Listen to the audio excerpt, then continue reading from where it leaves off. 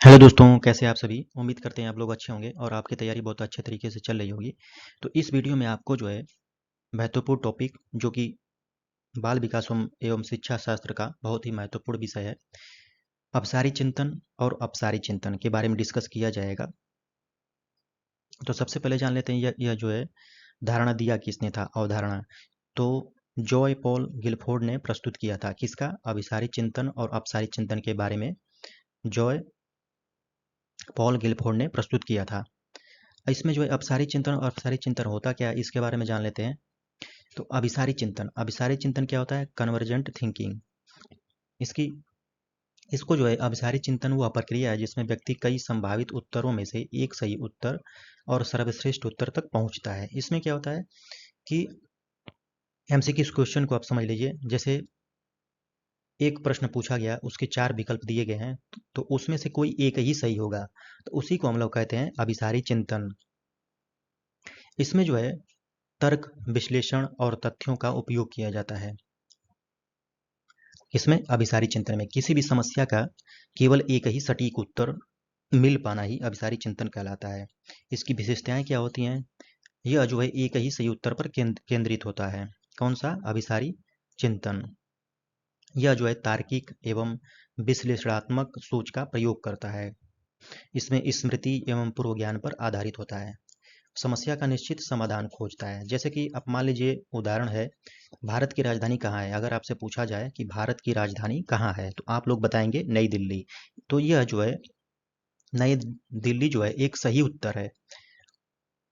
किसी भी प्रश्न का एक ही सही उत्तर होना ही अभिसारी चिंतन, कन्वर्जेंट थिंकिंग कहलाता है। जैसे आप जो है प्रतियोगी परीक्षाओं में अधिक उपयोगी होता है। कौन? अभिसारी चिंतन। अभी आप यूपी टेट का एग्जाम देने जाएंगे या सी टेट का एग्जाम देने जाएंगे, तो उसमें कोई भी प्रश्न दिया रहेगा तो उसमें 4 विकल्प रहेंगे, तो चारों में से कोई एक ही सटीक उत्तर रहता है। तो वह जो है अभिसारी चिंतन में आता है। केवल एक सही उत्तर पर केंद्रित होता है। यह जो है इंपॉर्टेंट है, इसको आप नोट कर लीजिएगा। अगला इसमें जो है इसका उदाहरण देख लीजिए। उदाहरण जैसे मान लीजिए आप 2+3 = 5 होता है और भारत की राजधानी क्या है अगर आपसे पूछा जाएगा, तो आप बताएंगे कि नई दिल्ली है। और किसी भी गणितीय प्रश्न का सही उत्तर निकालना, सही उत्तर एक ही होगा, दो नहीं होगा। तो यह जो है अभिसारी चिंतन में आता है। अब इसमें लाभ क्या क्या है इसका, अभिसारी चिंतन का? इसमें जो है आप सटीक निर्णय, किसी भी चीज का सटीक निर्णय लेने में सहायता देता है। कौन? अभिसारी चिंतन। और समस्या का सटीक समाधान देता है। इसमें किसमें? अभिसारी चिंतन में। तार्किक क्षमता का विकास करता है। और इसकी लिमिटेशन क्या है, सीमाएं? क्रिएटिविटी कम होती है। इसमें जो है क्रिएटिविटी, अब जो है अब एक ही उत्तर पे काम करेंगे तो नई चीजें नहीं सीख पाएंगे, नए विचारों की संभावना बहुत कम होती है। किसमें? अभिसारी चिंतन में। अब अगला है इसी में अपसारी चिंतन। यह जो है बहुत महत्वपूर्ण टॉपिक है। इसमें जो है एक दो question UP TET, C TET और जो जितने भी टीचिंग एग्जाम है उनमें जरूर आता है। तो इस वीडियो को पूरा देखिएगा और अच्छे तरीके से याद कर लीजिएगा। तो इसका दूसरा है डाइवर्जेंट थिंकिंग, अपसारी चिंतन। इसको इसको हम लोग कैसे परिभाषित करते हैं? इसमें जो क्या होता है कि अपसारी चिंतन वह प्रक्रिया है जिसमें किसी एक समस्या के अनेक संभावित और नए उत्तर खोजे जाते हैं। जैसे मान लीजिए कोई समस्या या कोई प्रश्न है, उसको कितने तरीके से सॉल्व किया जा सकता है, उसको हम लोग अपसारी चिंतन कहते हैं। उसके कितने नए उत्तर हो सकते हैं, कितने संभावित तरीके हो सकते हैं उसके उत्तर खोजने का, वही जो है डाइवर्जेंट थिंकिंग कहलाती है। इसमें जो है कल्पनाशीलता और रचनात्मकता का विशेष महत्व होता है। इसमें आप कल्पना के द्वारा कि ऐसा भी हो सकता है और रचनात्मकता का विशेष महत्व दिया जाता है। किसमें? अपसारी चिंतन में।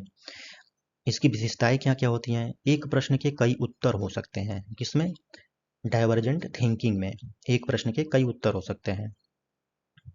जैसे ईंट का प्रयोग किसमें किसमें होता है? ईंट का प्रयोग आप पढ़े होंगे। ईंट का प्रयोग जो है घर बनाने में होता है, रोड बनाने में होता है।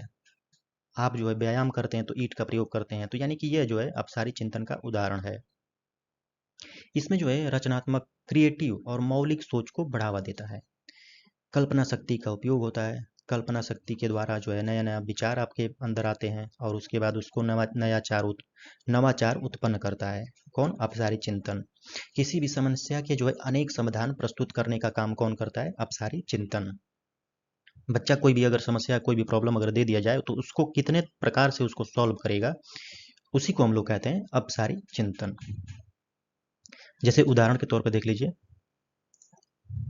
ईंट का उपयोग किन किन कार्यों में किया जा सकता है? जैसे घर बनाने में, दरवाजा रोकने में, और पौधों के गमलों के आधार के रूप में, पौधे गमला जो है आधार गमला के नीचे रखा जा सकता है। आर्ट बनाने में, व्यायाम के वजन के रूप में, व्यायाम के जो है वजन के रूप में जो ईंट का प्रयोग कर सकते हैं। तो ये जो है सब उदाहरण जो है अपसारी चिंतन के हैं। अब इसमें लाभ क्या होता है इसका?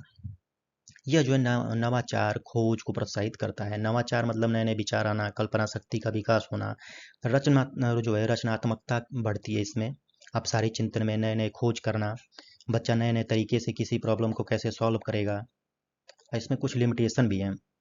लिमिटेशन क्या है? सही उत्तर चुनने में समय लग सकता है। जैसे किसी एक सही उत्तर पर पहुंचने के लिए इसमें समय लग सकता है। किसमें? अपसारी चिंतन में। जबकि अभिसारी चिंतन में हर एक प्रॉब्लम का केवल एक ही सही उत्तर होता है, और अपसारी में ऐसा नहीं है। कभी कभी समाधान व्यावहारिक नहीं होते हैं। इसको सारणी के हिसाब से देख लीजिए, दोनों अभिसारी एवं अपसारी चिंतन में अंतर क्या अंतर है? उत्तर, एक सही उत्तर होता है। अभिसारी चिंतन में जो है एक ही सही उत्तर होता है, और जो है अपसारी चिंतन में क्या होता है? अनेक संभावित उत्तर हो सकते हैं। उद्देश्य क्या है अभिसारी चिंतन का? सही समाधान प्राप्त करना। किसी भी समस्या का सही समाधान प्राप्त करना ही अभिसारी चिंतन कहलाता है। अपसारी में क्या होता है? नए एवं रचनात्मक विचार उत्पन्न करना। नए विचार उत्पन्न करना, उसमें रचनात्मकता लाना, यह जो है अपसारी चिंतन का उद्देश्य होता है। अब सोच में तार्किक एवं विश्लेषणात्मक जो है सोच इसमें अभिसारी चिंतन में होती है। इसमें जो होता है रचनात्मक एवं कल्पनाशील पर आधारित होता है। कौन? अपसारी चिंतन। प्रकृति कैसी होती है? प्रकृति संकीर्ण होती है, नैरो होती है अभिसारी चिंतन में, और इसमें ब्रॉड होती है, व्यापक। रचनात्मकता, अभिसारी चिंतन कम होता है इसमें, और इसमें अधिक होता है अपसारी चिंतन में। उपयोग क्या क्या होता है इसमें? जो है अभिसारी चिंतन का हम लोग उपयोग करते हैं गणित में, विज्ञान में। गणित और विज्ञान में प्रॉब्लम जब सॉल्व करेंगे तो केवल एक ही उत्तर आएगा, एक ही उत्तर पे केंद्रित होता है। कौन? अभिसारी चिंतन। और वस्तुनिष्ठ प्रश्न पे को सॉल्व करने में अपसारी चिंतन में क्या होता है? कला, लेखन, डिजाइन, नवाचार, यह जो है अपसारी चिंतन में इसका उपयोग होता है। इस पे आधारित कुछ प्रश्न दिए गए हैं, उसको आप देख लीजिए। अभिसारी एवं अपसारी चिंतन की अवधारणा किसने दिया था? तो ये दिए थे जॉय पॉल गेलफोर्ड ने दिए थे। ऑप्शन सी सही हो जाएगा। और दूसरा प्रश्न है, रचनात्मकता का संबंध किस प्रकार के चिंतन से है? तो यह जो है अपसारी चिंतन से है। ऑप्शन बी सही हो जाएगा, अपसारी चिंतन। अगला प्रश्न है, गणित के प्रश्न का एक सही उत्तर निकालना किस प्रकार का चिंतन है? तो यह जो है अभिसारी चिंतन है। ऑप्शन बी सही हो जाएगा, अभिसारी चिंतन। किसी वस्तु के अनेक उपयोग बताना किस प्रकार के चिंतन का उदाहरण है? तो यह जो है अपसारी में कहा जाता है कि किसी वस्तु के अनेक उपयोग बताना जो है अपसारी चिंतन में आता है। तो इस वीडियो में आपको जो है अभिसारी और अपसारी चिंतन के बारे में डिस्कस किया गया है, जो कि आपके आने वाले एग्जाम यूपी टेट और सी टेट के लिए बहुत महत्वपूर्ण रहने वाला है।